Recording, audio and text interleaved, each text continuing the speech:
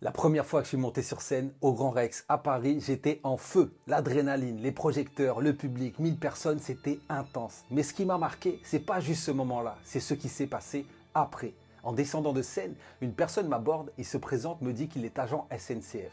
Et il me pose une question qui m'a scotché. Est-ce qu'il faut avoir traversé l'enfer pour avoir le droit de monter sur scène? Et il me dit, moi j'ai rien vécu de spectaculaire, j'ai jamais connu de drame, j'ai une vie plutôt classique, alors pourquoi est-ce que les gens m'écouteraient? C'est une énorme illusion. Beaucoup pensent qu'il faut avoir une histoire tragique, une résilience de malade, un passé douloureux, comme si seules les cicatrices faisaient de nous des orateurs légitimes. Comme si, sans drame, notre voix ne comptait pas.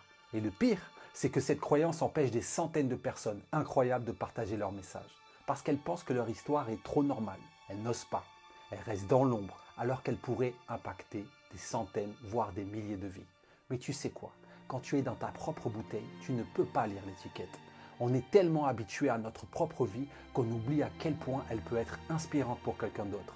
Parce que ce qui touche les gens, ce n'est pas le drame, c'est l'authenticité. Ce n'est pas l'histoire la plus dure qui marque, c'est celle qu'on ose raconter avec sincérité. Parce que ton unicité, c'est ton super pouvoir. Alors la vraie question, c'est pas est-ce que mon histoire est assez forte? La vraie question, c'est comment puis-je raconter mon histoire pour qu'elle touche? Parce que tant que tu penses que ton histoire n'a pas de valeur, tu prives les autres de ce qu'elle peut leur apporter. Alors raconte, ose et sois mémorable.